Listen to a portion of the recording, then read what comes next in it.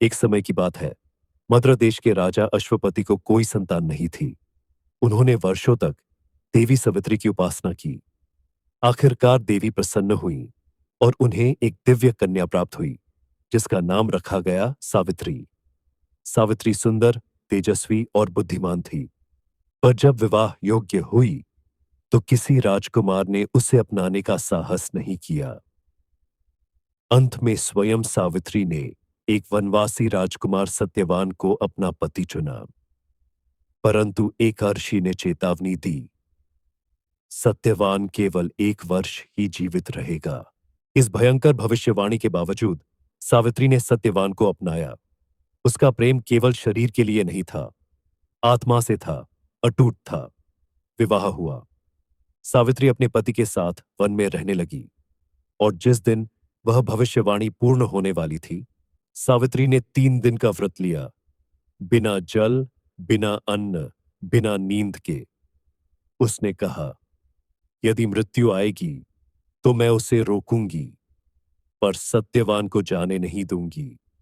भविष्यवाणी के अनुसार सत्यवान को एक दिन लकड़ी काटते समय चक्कर आया और वह सावित्री की गोद में गिर पड़ा। तभी वहां प्रकट हुए मृत्यु के देवता यमराज। यमराज ने सत्यवान की आत्मा को अपने पाश में बांधा और चल दिए यमलोक की ओर। परंतु सावित्री चुपचाप उनके पीछे पीछे चल पड़ी। यमराज ने कहा, वत्स, पीछे लौट जाओ, ये नियम है। सत्यवान अब जीवित नहीं रहेगा। सावित्री बोली, धर्म के देवता होकर क्या आप धर्म का अपमान कर सकते हैं? धर्म कहता है, जहां पति जाए पत्नी उसका अनुसरण करे। यमराज मौन हो गए। उन्होंने सावित्री की भक्ति, ज्ञान और तर्क को सुना और प्रसन्न हुए। उन्होंने कहा, मांगो 3 वरदान।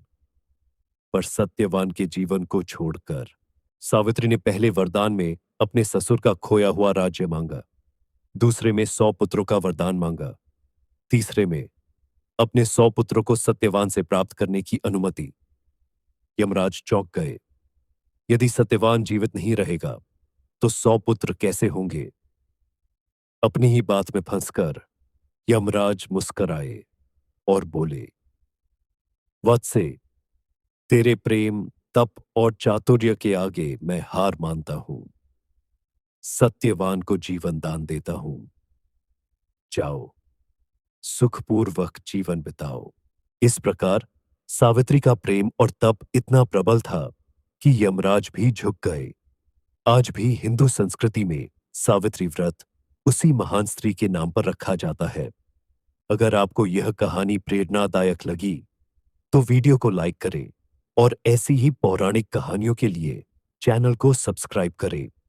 जय श्री राम।